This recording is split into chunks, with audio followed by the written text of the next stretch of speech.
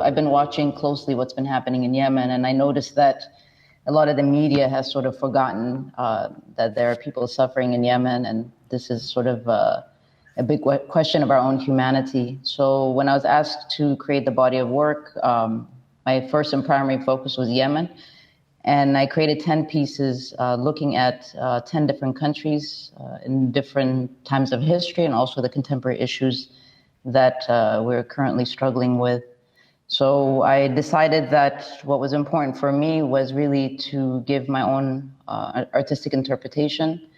As we all know in the mass media, I think the general public has gotten numb to the images that we see of famine, starvation. There's all these images that people are bombarded with, and kind of makes everyone numb. So my work has always been to try to shed a different perspective on suffering and also on different challenges within society.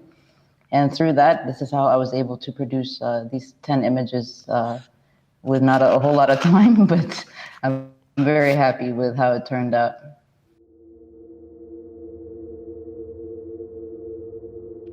I mean, for me, my childhood memories of Yemen, what I remember of Sana'a, the buildings, the people, I have very specific memories of that time. And the one thing that I was trying to explore is really, in a sense, through this, catastrophe, what's happening is almost an eradication of traditions and cultures, structures. There's a lot of destruction that has happened. And even in my interview the other day, I was saying, I know my mother, her memory is far more mature than mine, but it's quite saddening to see the state of this country. And this is an actual space with this window. This is an actual staircase. So we decided to paint the windowsill and also to paint this the staircase. And then this chair was a chair that we just found randomly there. And what I was trying to express here is just all these political agendas that is running in Yemen that is really not benefiting the general public. And we have this an expression in Ethiopia that everybody's looking for their seat.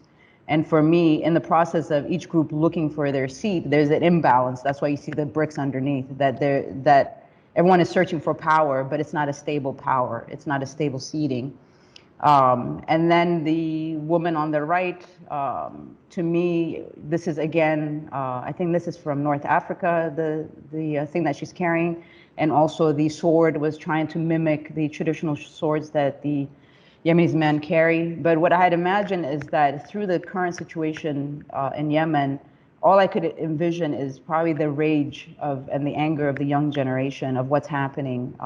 Not just about the suffering through starvation, but imagine if you're a youth or you're a young person seeing the collapse of your country and the anger that you must carry within that.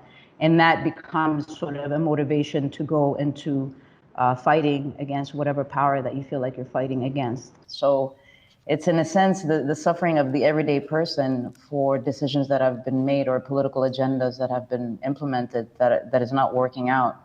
So for me, it's I think Yemen needs to be back on the forefront.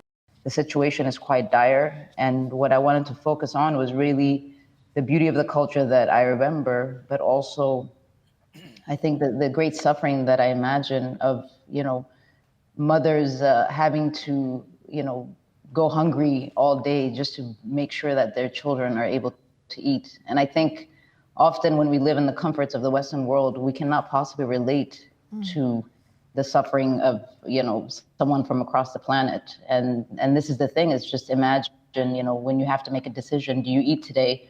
Or what you have do you give to your child? And then to watch your child also dying, or whomever, I find this to be quite, I don't know, it provokes something very specific to me. And also knowing the culture, knowing the people, I mean, I can't imagine the level of suffering, and I can't even imagine what the staff of World Food Program must see on a daily basis and what they have to endure, because you almost have to shut down your emotions.